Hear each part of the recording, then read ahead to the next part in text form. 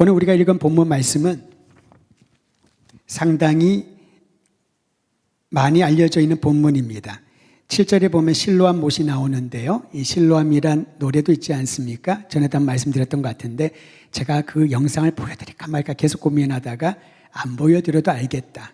농산훈련소에서 이 실로암을 부르면은 요즘도 그렇습니다. 우리 20대 초반의 젊은이들이 거의 이런 열광이 없습니다.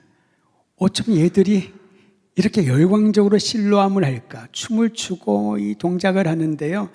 아마 연무대 교회가 뚜껑이 열렸다 닫혔다 할 수 있는 구조라면은 아마 열릴 정도로 그렇게 뜨겁게 실로암 찬양, 얼마나 오래전에 지은 찬양인데요. 제가 대학교 다닐 때도 불렀던 찬양인데 지금도 그렇게 젊은이들이 부릅니다. 그래서 우리들에게 더 많이 알려져 있는 것 같습니다. 이 본문 말씀은 상당히 유명하다고도 할 수 있고 많은 사람들에게 익숙한 구절이기도 하지요.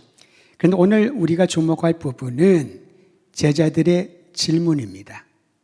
제자들의 질문은 그들만의 궁금증이 아니라 모든 사람들, 오늘날 우리들의 궁금증이기도 합니다.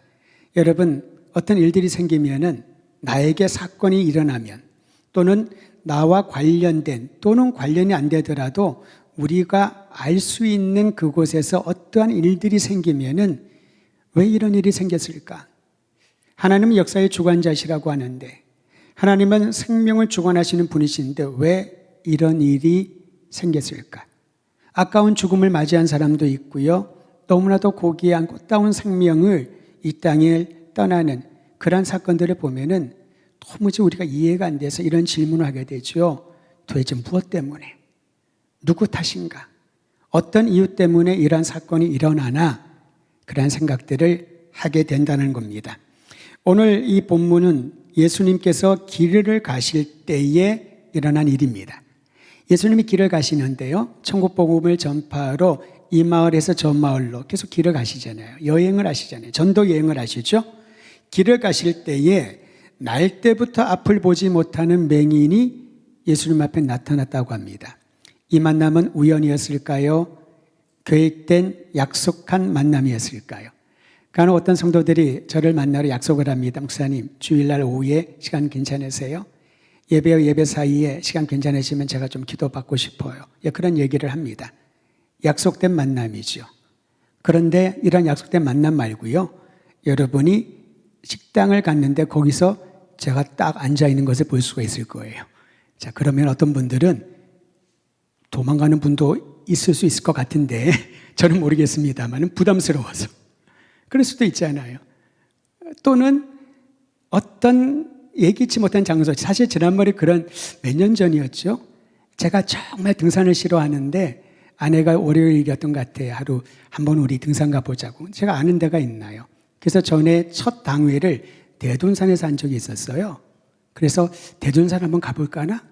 하면서 아내를 데려 대둔산을 갔다가 거기로 올라가는데 내려오면 어떤 분이 목사님 그러시는 거예요. 제가 너무 깜짝 놀래가지고 딱 봤더니 우리 교회 성도들이 몇몇 분들이 갔다가 내려오는데 제가 등산을 싫어하는데 너무 힘이 들어서 허헉거리고 올라가다 보니까 하고 제대로 인사를 못했네요. 아마 그때 그분들은 조금 오해를 했는지는 모르겠습니다. 왜 담임 목사가 목사를 불렀는데 대답도 제대로 안 하고 그러더니 올라갔을까? 그때 숨이 여기까지 생각을 할 수 있는 상황이 아니었거든요. 그 나중에 얘기를 하면서 그 약속도 안 했는데 어떻게 그 많은 사람들, 많은 길, 그 시간에 거기에서 제가 제일 힘들 때 만났을까? 이거를 우연한 만남이라고 우리는 말하지만은 또 어떤 분들은 너무 영적으로 생각을 해서 목사님을 거기에 만났을 때 무슨 뜻이 있을 거야. 너무 영적으로 생각할 필요도 없고요. 또는 우연이라는 이름으로 그 만남을 가치를 너무 약화시킬 필요도 없는 것입니다. 어떤 분들은 예수님이 길 가실 때에 날 때부터 앞을 보지 못하는 맹인을 만났다를 우연이라고 생각하는 게 대부분의 생각이겠죠.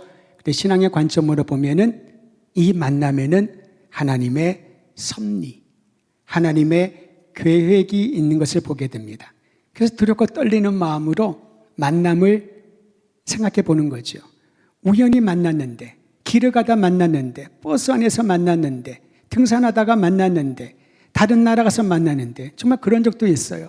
전에 제가 대만을 한번 간 적이 있어서 어느 마을을 갔는데 거기에서 제가 아는 선교사님 딸을 만났네요. 그런데 제가 아는 척 안 했습니다. 남자친구랑 왔더라고요. 나중에 제가 결혼하고 난 다음에 얘기를 했더니 어떻게 그때 알았냐고, 내가 약속도 안 했는데 그 대만의 외국에서 그 많은 마을 중에 그 시간에 지나가는데 딱 걔를 본 거예요. 그런데 이 결혼할 사람하고 여행을 온 거지요. 그래서 제가 그걸 보면서 참 우리의 만남은 여러 가지 의미가 있겠는데, 오늘 성경에 나와 있는 이 만남을 보면 하나님의 섭리가 있는 것을 발견하게 됩니다. 그런데 여러분, 이 하나님의 섭리에 대하여 어떤 기대감도 없었던 제자들은 예수님에게 다음과 같은 예리한 질문 하나를 여쭙습니다. 요한복음 9장 2절입니다. 제자들의 질문, 동시에 우리의 궁금증입니다. 2절 같이 읽죠. 시작. 제자들이 물어 이르되 랍비여, 이 사람이 맹인으로 난 것이 누구의 죄로 인함이니까?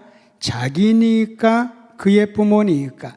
여러분, 2000년 전에 제자들이 팔레스틴 땅에 예수님을 모시고 같이 따라다니면서 이 상황에서 던졌던 질문이 2000년이 지난 이후 오늘날도 그 2000년의 역사 가운데서도, 아니 그 이전부터 많은 사람들에게 가지고 있는 질문입니다. 이 사람은 나면서부터 장애를 가지고 태어났는데 후천성이 아닌 거죠. 이 사람이 이렇게 장애를 가지고 비참하게 살아가는 것이 누구 탓일까요? 그런 질문인 거죠. 많은 사람들이요, 부모가 잘못해서 이 아이가 이렇게 날 때부터 앞을 못 보았다, 그 말에 동의를 할 겁니다. 또는 우리는 모르지만 이 아이가 날 때부터 앞을 보지 못하는 것은 그가 모르는 사이에 그 영혼이 어떤 영혼인지를 모르지만은 무엇인가 잘못을 했기 때문이 아닐까, 그런 생각들을 하게 되죠. 그래서 제자들이 예수님께 질문한 겁니다. 이 사람의 탓일까요? 부모의 탓일까요? 이 사람의 죄 때문일까요? 부모의 죄 때문일까요? 우리도 그런 말을 많이 듣고 자라지 않았습니까? 또는 지금도 우리가 그런 말을 할지도 모르겠습니다. 예수 믿는 사람들도 이런 얘기를 해요. 내가 전생에 무슨 죄를 지었기에 너 같은 애를 낳았냐. 예수를 믿는 사람인데도 전생을 얘기해요. 물론 본인이 그것을 신앙하지 않지만은 우리 문화에서 하도 많이 듣다 보니까 자기가 속상해서 한 말인데, 여러분, 말에는, 언어에는 그 사람의, 그 사회의 가치관이 담겨 있거든요. 유대 사회에서 어떤 사람이 불행을 겪게 되면은 분명히 이유가 있다라고 보는 겁니다. 부모의 탓이거나 그 사람의 잘못이거나. 왜 누구 탓을 할까요? 이유를 알고 싶은데 그 이유를 알지 못할 때 누구라도, 어떤 대상이든 어떤 사람이든 탓할 사람이 생기면은 그나마 마음이 조금은 편안해질 수 있으니까. 부모 탓이라고 하면은 부모의 잘못으로 인정하고 본인이 그럭저럭 살아야 될 것이고, 내 탓이라고 하면은 조금의 자책은 들지만은 어쩔 수 없이 운명으로 받아들여야지, 숙명으로 받아들여야지, 그러면서 살아가게 된다는 거죠. 그러면 조금이라도 마음의 짐을 덜 수 있는 그러한 이유 때문이 아닐까 싶습니다. 탓을 돌릴 대상을 찾습니다. 어떤 분은 집터가 좋지 않아서 액땜을 하느라고, 내가 워낙 기구한 팔자라서, 그런 것들을 습관처럼 얘기하고 있을 때가 얼마나 많이 있습니까? 근데 여러분, 왜 이와 같은 사고 습관이 생겼을까요? 왜 이러한 일들에 대하여 누구 탓을 하지 않으면은 우리의 마음은 무겁고 힘이 들까요? 이러한 제자들에게 예수님께서는 태어나면서부터 앞을 못 보는 맹인, 그런데 마침 예수님을 만나게 된 그 맹인에 대하여 다음과 같이 말씀을 하셨습니다. 우리 함께 3절 말씀 큰 소리로 같이 읽습니다. 시작. 예수께서 대답하시되 이 사람이나 그 부모의 죄로 인한 것이 아니라 그에게서 하나님이 하시는 일을 나타내고자 하심이라. 여러분, 요한복음 9장 3절을 마음에 꼭 새겨놓으시길 바랍니다. 누구 탓도 아니다. 부모의 탓도 아니다.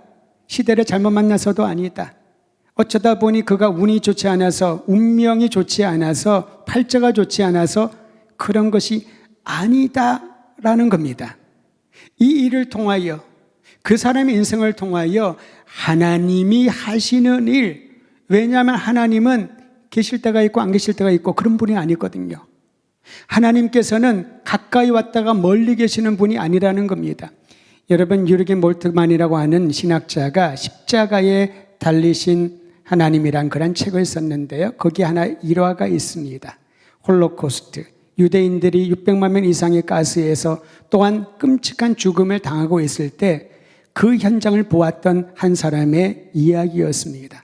아무 죄도 없는, 아무런 이유도 없이 유대인들이 죽어나가는데 특히 어느 한 가족이 교수형을 당한 것을 보게 됩니다. 성인의 몸은 무게가 있으니까 이 교수를 형을 당하면서 축 늘어져서 그나마 빨리 죽음을 당하는데, 어린아이가 밧줄에 목에 걸려서 죽어가는데 몸무게가 많이 나가지 않으니까 오랫동안 다롱다롱하면서 죽어가는 모습을 보며 그렇게 부르짖었다고 합니다. 하나님, 이 고통받는 억울한 죽음이 있는 이곳에 하나님이 어디 계십니까? 바로 그런 질문 가운데 부르짖고 고통스러워할 때에 십자가에 달려 고통당하는 하나님이신 예수님을 보게 되는 것이지요. 예수님이 십자가에 고통받으실 때 엘리 엘리 라마 사박다니, 하나님이 안 계신 것처럼, 주님이 버린 것처럼 그렇게 고통스러워하는 외침 가운데 그곳에도 하나님은 계셨고, 하나님이 예수님의 고난을 통하여 구원의 역사를 행하고 계셨다는 사실. 사랑하는 성도 여러분, 이것은 부모의 죄도 아니고 그 자신의 죄 때문이 아니라 하나님이 하시는 일을 보여주기 위함이라. 우리가 이 땅을 살아가면서 원치 아니하는 일들을 겪을 때가 있죠. 예기치 않은 그런 일들을 겪을 때가 있습니다. 해석이 되지 않습니다. 어떻게 이렇게 착한 사람이, 이렇게 성실한 사람이 이렇게 어려움을 겪을 수 있을까? 하나님도 정말 무심하시지. 왜 이렇게 기름 부음 받은 종이 끔찍한 질병에 걸려서 고통당하고 주님이 이렇게 빨리 불어가셨을까?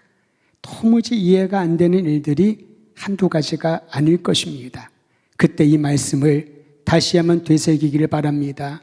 우리의 머리로, 우리의 경험으로 도무지 해석이 안 되고 설명이 안 되지만 우리의 주인이시오 아버지시며 생명을 주관하시는 하나님께서 하시는 일이 분명히 지금 이곳에 나에게 있다라는 사실입니다.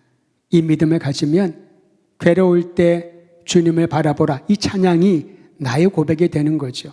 아무리 여러분 이 멜로디를 가지고 괴로울 때, 힘이 들 때 주님을 바라보라, 노래를 잘 할 수 있지만은 그 노래가 찬양에 끝나면은 다시 원상복귀, 다시 이 믿음의 줄을 닿지 못하고 불신의 늪으로, 침체의 늪에 빠져 있다면은 이 노래가 무슨 의미가 있을까요?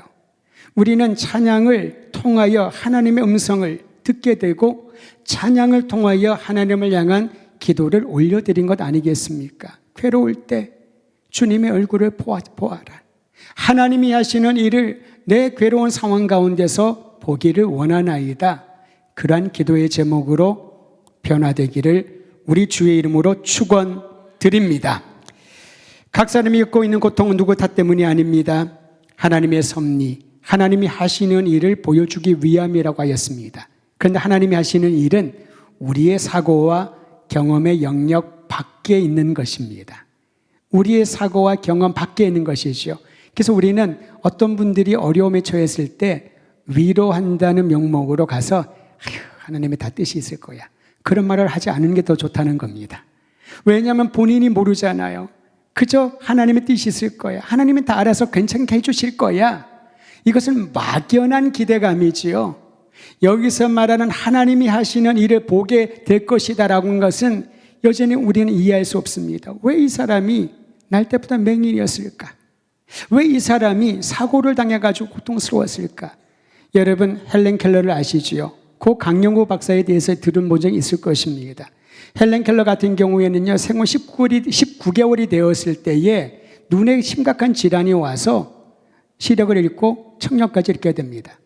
우리는 헬렌 켈러가 교육자요, 사회운동가요, 작가라는 것을 알기 때문에 그 결과를 알고 이 장애를 이기고 엄청난 위인이 되었다 라고 말하겠지만, 헬렌 켈러는요, 교육가가 될, 작가가 될, 사회운동가가 될 꿈 자체가 없었습니다.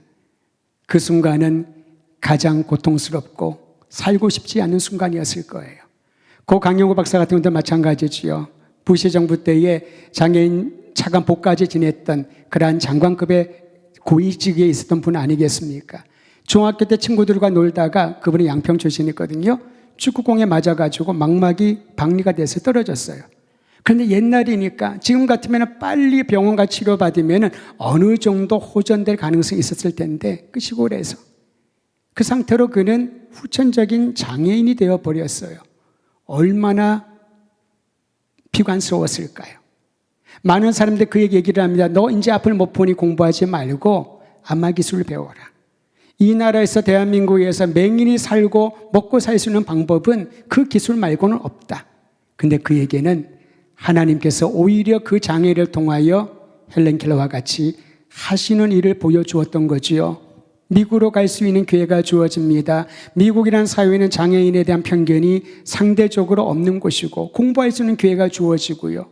그가 그 분야에 더 깊이 있는 그런 학문과 정책을 연구할 수 있는 능력을 갖추게 되고, 많은 사람들에게 아름다운 모범이 되는 그리스도인이요 신앙인의 모습을 남겨주고 있지 않습니까? 그런데 그것은 결과를 보고 이렇게 말하려 한 거죠. 그 중학교 때 그 남자아이가 공에 맞아가지고 앞이 하나도 보이지 않았을 때 얼마나 절망했을까요?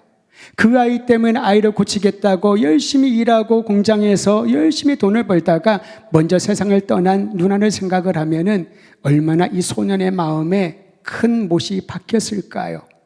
그러나 하나님께서 그의 고난의 인생을 통하여 주님이 하시는 일을 보여주셨던 것이지요. 지금은 우리가 경험과 우리의 영역 밖에 있는 일이라도 하나님이 하시는 일이라고 기대하고 믿는 믿음이 있으면은 지금 힘들어도 그 힘듦 가운데 함께 하시고, 지금 외롭고 고통스러워도 그 외로움과 고통 가운데 함께 하시는 하나님을 바라보기만 하면 주님이 행하시는 위대한 일을 보게 될 줄 믿으시기를 바랍니다. 하나님의 영역은 우리의 머리로 경험을 알 수 없습니다. 그래서 우리는 너무 쉽게, 또는 다른 사람들의 말을 그대로 전달하지 않아도 괜찮습니다. 그죠? 외롭고 힘들고 고통받는 사람들 가까이에서 그를 위하여 중보하며 하나님의 도우심을 함께 구하는 것이지요. 주님, 우리를 긍휼히 여겨주소서. 지난주 수요일날 이 기도를 함께 나누지 않았습니까? 교회사에서 영성가들의 한 가지 기도는 여기에 모아지고 있습니다. 우리를 긍휼히 여기소서, 자비를 베풀어 주소서.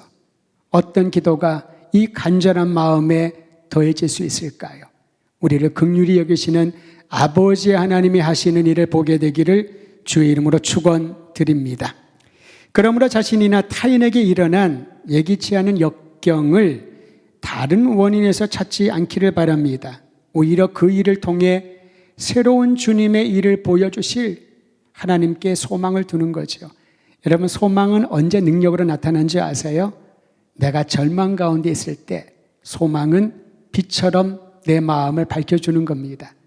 내가 고통 가운데 있을 때 소망은 하나님이 치유해 주실 거라고, 또는 이 병을 사도 바울처럼 자신의 육신의 가시처럼 빼지 못할 가시처럼 여겨질지라도 그 안에서 하나님의 은혜를 경험하는 그러한 소망을 갖게 되는 것이지요.